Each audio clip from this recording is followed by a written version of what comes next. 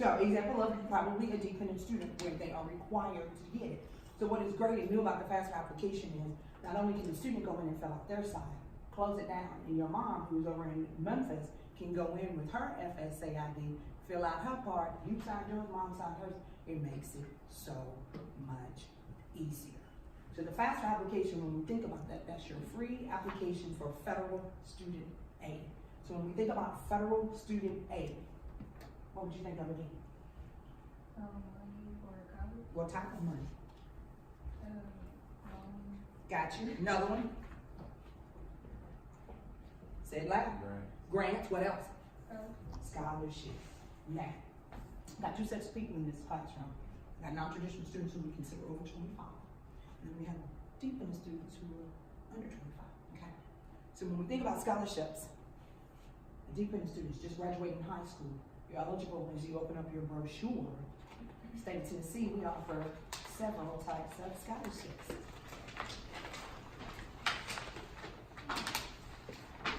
All right, I heard a hoorah over there. Okay, so when we think about scholarships, and this is going to hit with my non-traditional and traditional students as well. So up here, when we talk about the grants and the scholarships, grants is a grant. You do not have to repay that back. That is given to you. Federal grant will go whichever school you choose to go to. Mississippi, MTSU, TSU, UTK, it stays with you, as well as your scholarships, depending on what school you put down first on your FAFSA. Jump over here with my non-traditionals that just graduated high school. 21 ACT, 3.0 high school GPA. Eligible for lottery. Non-traditional students, been out of school 5 years. Adjusted gross income is less than 36. You do 12 hours maintaining a 2.75 GPA. Now you're eligible for what they consider non-traditional lottery. And the key to that is you have to let us know. We don't run a program to identify those. Now what happens with your non-traditional lottery, what gets my non-traditional students is that HEI, because it has to be less than 36 hours. Has to be, if it's $36,001. No, and that's a true statement, okay? And I'm seeing that over here when we think about my young folks that have just graduated, their parents' adjusted gross income is $36,001. You don't get the stipend. You missed out on $750 for it. So that's the difference. So the FAFSA application is very, very, very important when you're thinking about free federal aid, grants, scholarships. Now, she said the word we talk about last, loans. A loan is a loan. You do have to repay it. I got a question before you move on. No, go right ahead. Talk to me. Expired. So if I was teaching and I started going to school. Well, I don't teach anymore. So my adjusted gross income for last time I was teaching, eventually that goes away. At what point can I apply for whatever the expired award? I'm gonna back you up. I like what you said. Student has filled out a FAFSA for the 18-19 school year. He was actually working in 2016 when the taxes that is required for this FAFSA turned in. But in 2017, he's no longer working. You need to come by the one stop so that we can talk to you about the special conditions, because there has been a change in income. That change in income can direct whether or not that student, based on the EFC, expected family contribution number, is low enough for a Pell Grant. You want the number to be 0. If it goes anywhere past 55, then you're not eligible for the Pell Grant. So based on what your EFC number was, based on that 2016 income, 2017 is drastically different. We need to do a special conditions. So to answer your question, non-traditional students with the lottery, you have to sit out 5 years. You've been out 5 years, we can go back and calculate. As long as you maintain that GPA, now we fall in the lines with the adjusted gross. You need to let us know. We will research that and let you know if you're eligible for non-traditional. Does that answer your question? Kind of. It's kind of confusing whatever you just said. Okay, let's back it up. You're no longer working. Right. Income that you had in 2016 is here. 2017, 2018, we're here. There's a big difference. So with that being said, it will change whatever your expected I was working to the 2017 school year ended. Right, I started school in 2018. So in I'm just trying to get 2018, it, correct. so when you did the FAFSA application for the 1920 school year, have you completed that? No. Okay, so when you get ready to do that FAFSA application, you're gonna bring that off the 2017 income, Mhm. okay? You stopped working in 2017, right? Right. So it's gonna be the 2018 income that we're really gonna have to look at. So twofold with this, because we can wait until your taxes is done in 18 and go back and look at it. Or you can do a special conditions and guesstimate what your income is going to be. Not as accurate as the actual tax return, but guesstimate, and we can do it off there. There's two ways we can do it, but you definitely need to come to the one stop so that we can talk to you about what we consider a special conditions request for a loss of income. Alright, All right, special conditions request. special conditions All right, request. got it. Any questions about the FAFSA application? The FSA ID, income that is required. So, yes ma'am. Actually, I have a question on, so when you do your FAFSA, when it comes to grants and these like Hope scholarships, Mm-hmm. is this something that is automatically, that you automatically applying for? Because I know there was back when I was in community college, I know I did get a grant. As soon as I, applied for FAFSA, it was something that kind of like came with it that I didn't. I've never actually applied for a scholarship or a grant outside of what was automatically given to me. I'm glad you asked that.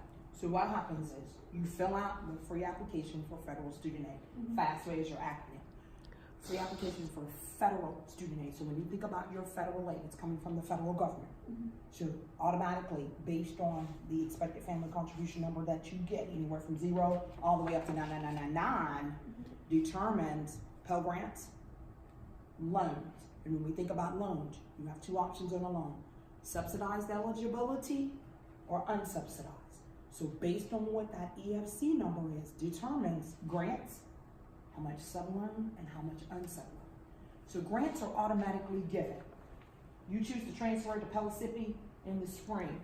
You just need to come to me, we put your FAFSA application, the grants, eligible for lottery, we go to Pellissippi as well.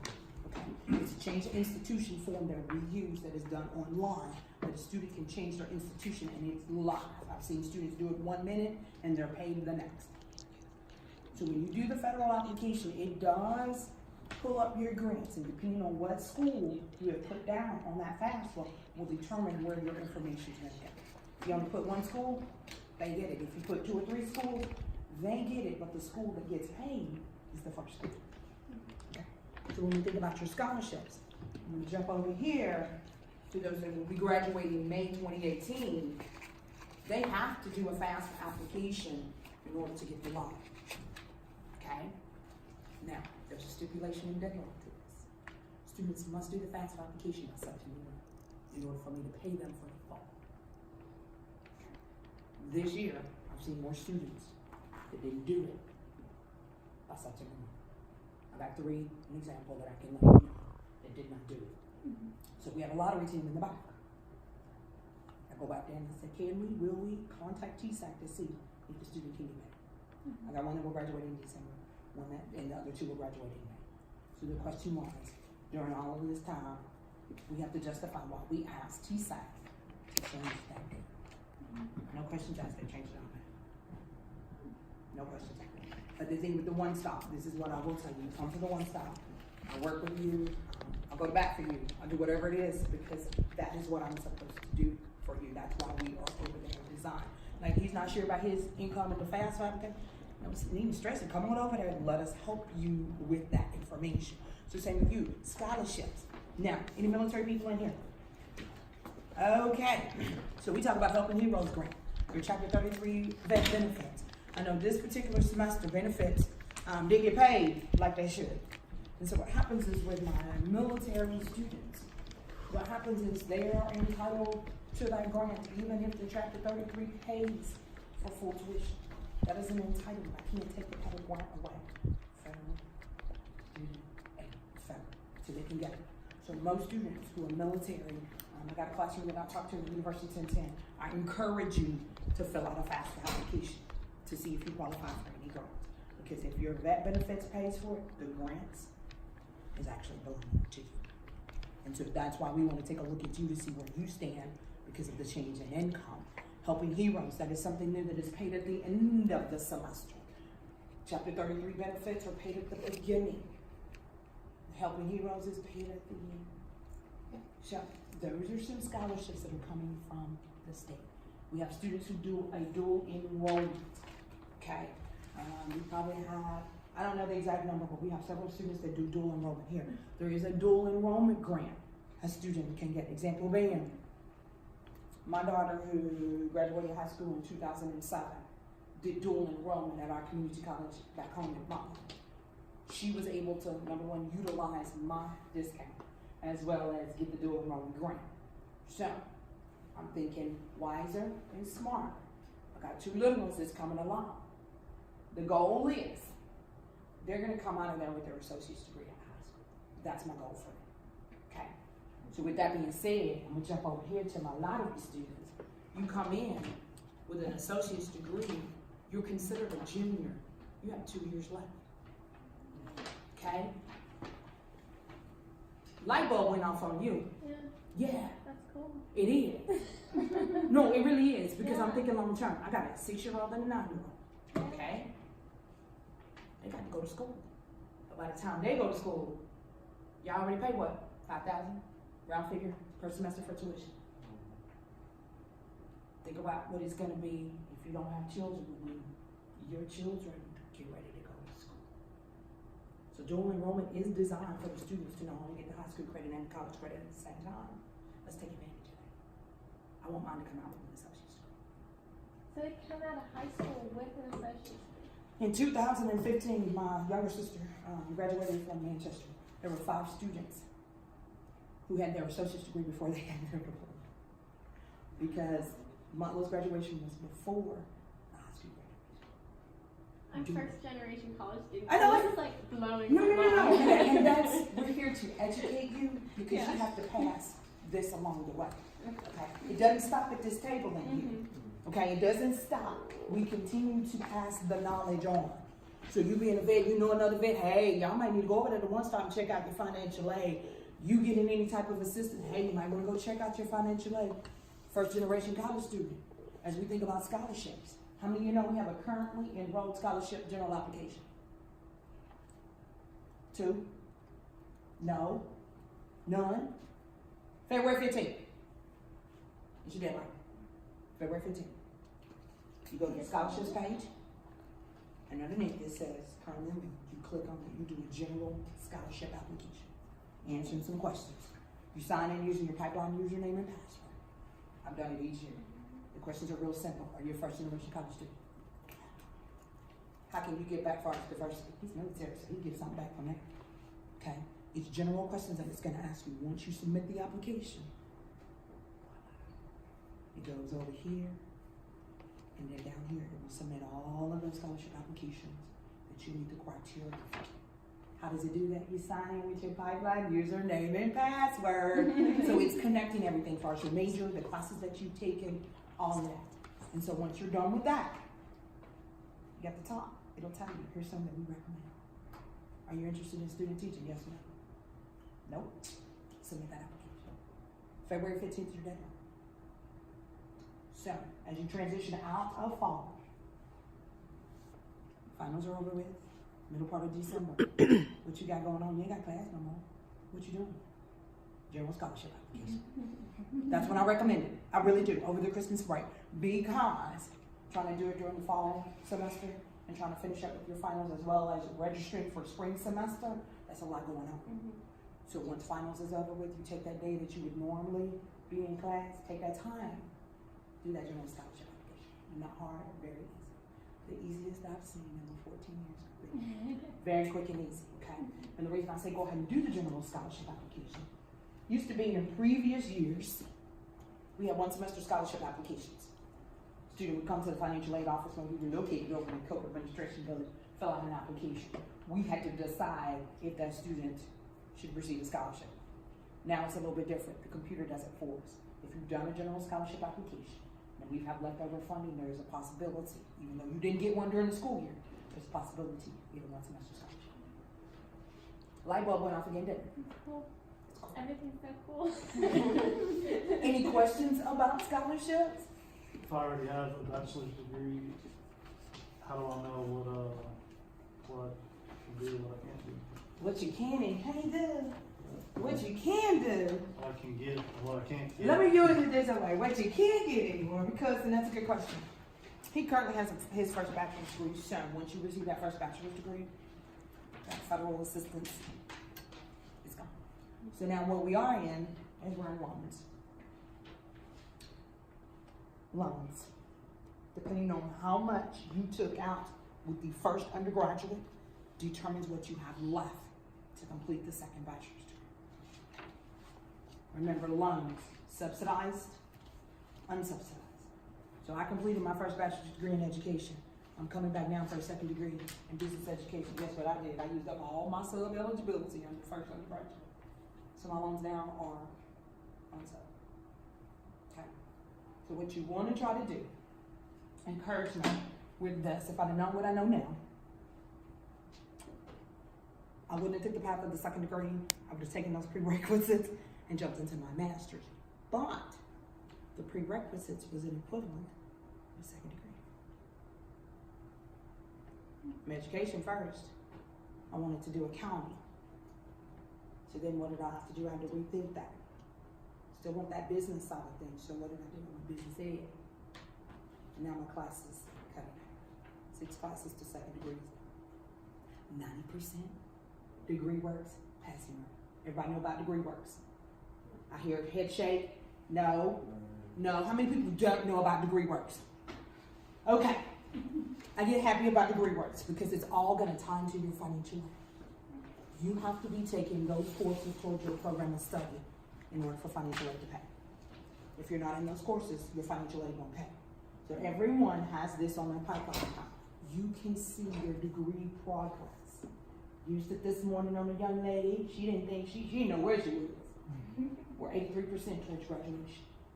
I'm 90% towards graduation. So this gives you an idea of how many more classes that you have left. With you using that and your academic advisor, I say you should get out of here in 4 years, 5 the most. Depending on the credit hours that you're going to take. Now with you doing the second degree, strictly So you're saying grants and scholarships don't apply at all? when you come back for that second degree, no sir.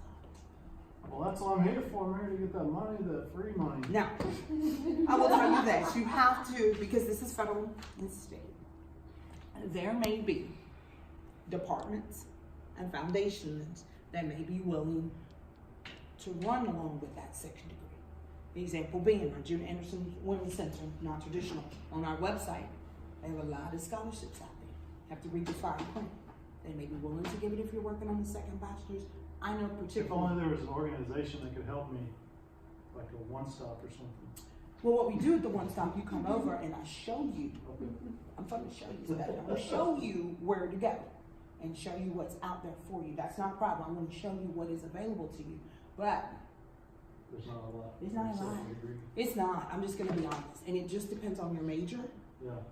and the department that you're coming from. It really does.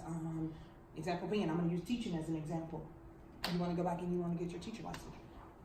Now, there's a possibility they could give you a teach grant. She saw that down there. But read on the side in red. What's that say?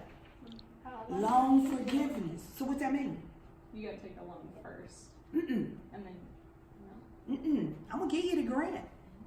But then you realize during student teaching, you ain't working with these children. You don't want to teach. Guess what? It turns into an unsubsidized loan. So I'm gonna give you the grant first, but then you choose not to teach. It becomes an unsubsidized loan on top of the loans that you have. So I really, with the Teach grant, we have a handful of students that actually get the Teach grant because it is one of those fields where you're really not sure until you actually do your student teaching or your field placement and you know that you want to teach. Some people do, some people don't. So the thing is, the Teach grant does turn into an unsubsidized loan from the first name. Yeah, why did you do that? That's that. Why? It is. And so if you take that out your junior year, That's 2 years of interest that is accumulated on a grant that we thought was a grant, but then I don't want to teach now becomes unsubsidized. Now, teacher grant is available at the grad level as well. Either or. When we start thinking about your grad level, only thing available is unsubsidized loans, with the exception of GTH, graduate teaching assistantships, which is done through the department over through graduate studies. Yes, ma'am. For the teaching, for the loan forgiveness, that's based on if you're a teacher for a certain amount of time, or like 5 years In a certain area, in a certain area. in a certain type of school. Thank you. You're welcome. Yeah, and the Title IV schools will be considered. So there's a list of schools that are on the system that will be able to let you know, for instance, yeah. You said that I did. It's a list of schools on there, and you can kind of get a feel. When you do your full placement, they do ask you for 3 different districts that you feel comfortable in, and you kind of know. The majority of the people that take out the teach grant, they know without a shadow of a doubt that they're going to do it, because otherwise it turns into loan forgiveness. All right. You got a question? You got to look on your face. Oh no, I'm just like absorbing You're because there's, absorbing. and also what happened, there was a teacher at so I went to a public high school, and he had the loan forgiveness like thing going on, and it was just his like, I think 5th year of like teaching, and then he was planning on quitting afterwards, so that because his loans were forgiven, he wanted to do what he actually wanted to do, but then like something happened and they didn't like count that last year, so he ended up like quitting, and then now he has like a ton of loans. Yeah. He wasn't a nice person, so. So yeah, that's where it comes in with your loans. So we talked about the FAFSA application, the FSA ID, filling it out. What you did? Oh, okay. Do they, would you say, do they hire teachers? No, I'm saying what about teachers? What are your teachers? And a lot of them seem to do the loan forgiveness. What I do see that is being done now, moreover before, is that they're waiting until they get in that one position. Or I've seen where the teachers will move around from school to school, but they've got to make sure it's a Title IV school. And they do all of that through studentloans.gov. We at MTSU do not handle any of the loan forgiveness, nor do we handle any of your repayments. Now, we disperse your funds, but we don't handle any of the repayment on those loans. So we've discussed the FAFSA application, having the FSA ID, talking about the tax return, talking about scholarships for those that newly graduated high school, Tennessee Lottery. There's other scholarships out there, as well as my currently enrolled students, the general scholarship application. We've discussed loan forgiveness. Down in the box where it says the D55 programs, because we here at MTSU do not offer an associate's degree. We are not in conjunction with some of the universities that offer your reconnect or your promise. So a lot of students will come to us asking us about the promise. Because we do not offer an associate's degree, that's why we don't do the promise or the reconnect. If we had offered an associate's degree, we could actually house both of those programs, but because we do not, those actually will be at a community college. Now, we have partnered up with a couple of our community college, one being Motlow State Community College, where the students will actually finish up their associates and transfer into us, as well as I've had some of my non-traditional students that have started out on this journey, and they've went back and forth from a community college back to the university, back to the community college. They have what they call transfer equivalencies. What happens is you can take those credits and transfer them back to Motlow to get your associate's degree, and then they'll still count here to get your bachelor's degree. So you're actually going to get 2 in 1, because you can go back and get your associates all while still pursuing your bachelor's. So that is something to think about as you're on this journey. If you come from a community college and you want to send some of those credits back, speak with your academic advisor about, hey, how do I try to get my associate's degree? Because I transferred in, I only needed 15 credit hours. Well, I got them now. Let's send those credit hours back and let's get your associate's degree. Not only do you have 1 degree, now we have 2 degrees. All right. Any questions for me? Yes, ma'am. Oh yeah. Okay. Do you know like any other sources to find scholarships? There are other sources to find scholarships. Those actual web, those scholarship search engines Those are good, but remember, when you're looking at those search engines, it's not only you, but it's probably the whole United States. Okay? And so, as I was in meeting today with the scholarship people, as we had discussing things about where we get information in from different companies and organizations indicating that they have scholarships to offer. The one thing that we want is if we put a scholarship on our website, we want to make sure that it goes to the MTSU students.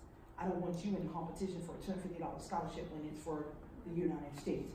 So what happens is the scholarships that you find on our currently enrolled or our foundation scholarships, those are different for MTSU students. It's just you and your peer competing for those. It's not you and the whole US. So the search engines are good, but they're broad. It's not going to narrow you down to MTSU, like your foundation and departmental scholarships. I would prefer you spend more time on our foundation scholarships, looking, searching, finding, doing the general scholarship application, than you do the search engine for one scholarship that's $250 when the foundation and departmental scholarships, as well as depending upon your major. I can use aerospace as an example. Aerospace has a list of scholarships that they offer outside of us, outside of the one-stop financial aid office. Check there. I also noticed, like I said, the non-traditional Jim Anderson Center over there. Most of your colleges on the left-hand side, the way it's designed, student resources, if you will click there, there's scholarships there. They may overlap with some that we offer, but 9 times out of 10, those are the scholarships that they actually offer through them. College of Business offers a great deal of scholarships as well. Aerospace, biology, chemistry, nursing department, once you become a junior, senior, those scholarships are there for you. Those are the ones off the top of my head. The music department offers scholarships depending on you, vocal instrument, or you in the recording industry or something like that. So scholarships are available. It's just the search engines are going to be so broad that you're going to be searching and you're competing with the United States. Yes, ma'am. So like our 2 main places that if we're looking for scholarships and we focus on is going to be the currently enrolled, which is that basically applying to a mass amount of scholarships all at once with Yes, one ma'am. application. Yes, ma'am. And then there's departmental scholarships that you need to go to the department's website and apply for those scholarships. Correct. What's your major? Biochemistry. Biochemistry, so you're going to be in the chemistry department. So on the left-hand side, when it talks about the student researchers, come on down. There's scholarships down. Now, when we think about the biology, the chemistry, aerospace, and the business, some of them require stipulation of you being a junior, sometimes a junior or senior, but it doesn't hurt you to go search and find those, just like you writing it down now. Come next October, you already have your list, you know the ones that you can and cannot apply for through the department. Always do the general scholarship application. I cannot stress that enough, because what happens is, the way the funding runs is once the scholarship department has reconciled those books for fall semester, we may figure out in January we got some money to give around. So if you've done the general scholarship application, your name on that list, you may get $500. So do the general scholarship application, even if you get a letter saying that no, you didn't qualify, or not that you didn't qualify, is the man was here, the pot was here. That is what's happened a lot of times, is we've had more applicants than we've had funding. So I guess the word is we either use it or we lose it. So here lately, I think we've been using it, so the pot's getting here, but the demand is still here. You got a question for me? Yes. I was planning on joining the Air Force this summer, and I wanted to know, like, with it going like planning for my year here. Well, that depends. You do need to speak with your recruiter, okay? And the reason I say this, I know enough to tell you this. The incentive bonuses that they offer you to sign up, read the fine print.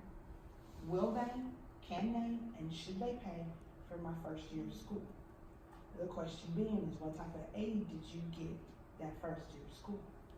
Did you have to take out loans? If you had to take out loans, the question being, because when you think about paying for school, if you're on federal assistance, you didn't actually pay for school. It's when we're dipping into the loans that we're paying. So the question you want to ask your recruiter is, hey, I got X amount of dollars in student loans. How are we going to take care of it? Will y'all do some type of loan forgiveness? Am I set up on a program that's going to allow them to pay once I'm done? While in the Air Force, you going back to school? While you're training? You need to know all of that. Are you going to your recruiter by yourself, or are you taking someone with you? far as for the knowledge and understanding of the terminology that they're gonna throw at you. Yes, read everything. It's gonna be important to read everything. A lot of times in life we just sign stuff. I do it quickly, but we need to read the fine print.